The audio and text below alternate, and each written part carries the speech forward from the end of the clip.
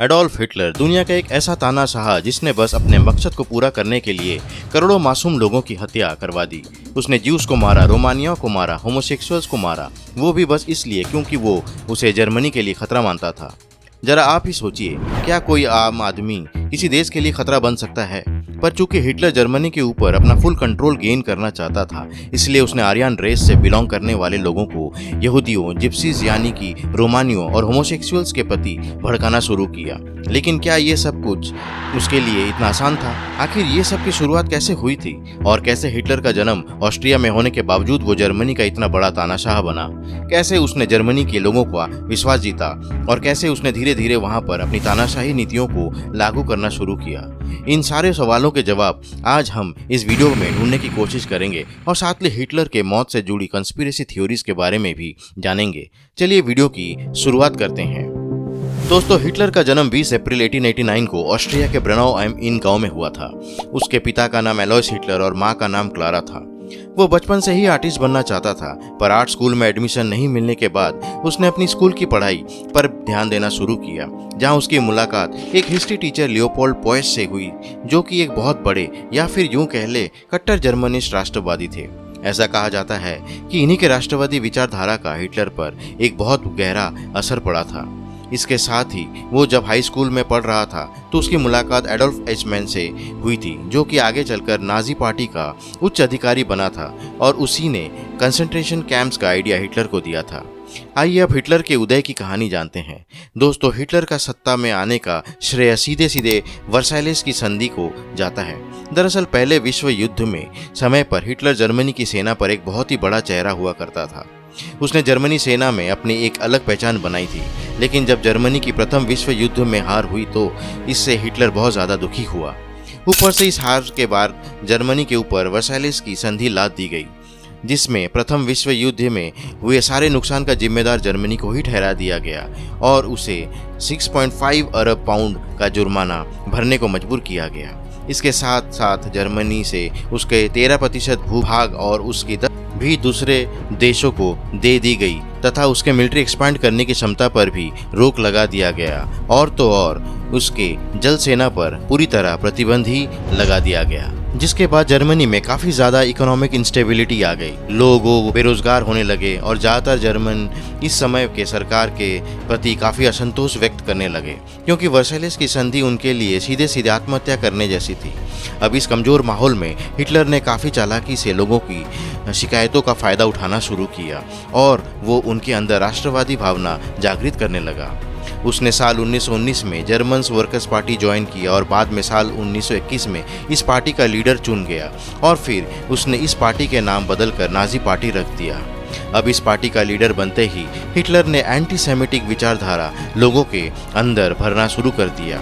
उसने जर्मन लोगों को यहूदियों, रोमानियों और समलैंगिकों के प्रति भड़काना शुरू कर दिया और उन्हें ये बताने लगा कि इनका जर्मनी पर कोई अधिकार नहीं है और इसे मार देना चाहिए। इसने इस पूरे प्रोपागेंडा को सही साबित करने के लिए लोगों के से मीटिंग करने लगे, भड़काऊ भाषण दिए और उनसे पूरी तरह ब्रेन वॉश कर दिया। तो इस प्रकार वो धीरे धीरे जर्मनी में अपनी पहचान बनाने लगी, लोग उसे जानने लगे, पर अभी भी वो रूलिंग पार्टी से काफ़ी पीछे थे।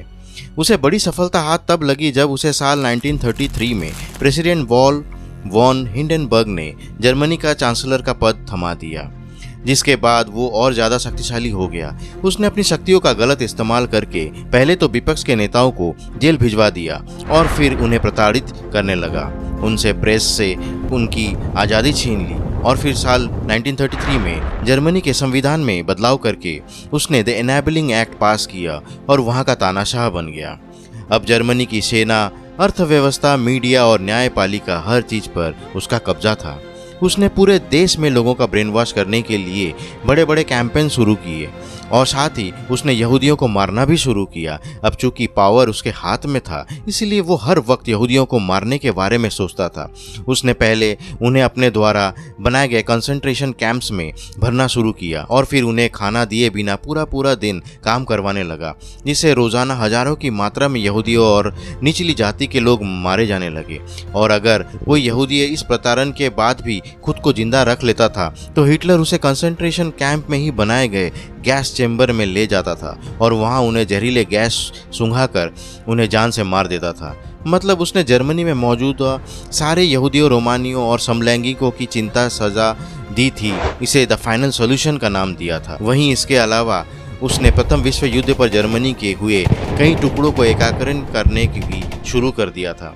वो अपने मकसद में काफ़ी कामयाब भी हुआ था, लेकिन जब सितंबर 1939 में उसने पोलैंड पर आक्रमण किया और उसे अपने कब्जे में लेने की कोशिश की तो इसे ब्रिटेन और फ्रांस जैसे यूरोपियन कंट्रीज भड़क गए और उनसे जर्मनी के खिलाफ युद्ध छेड़ दिया, जिससे आगे चलकर दूसरे विश्व युद्ध का रूप ले लिया।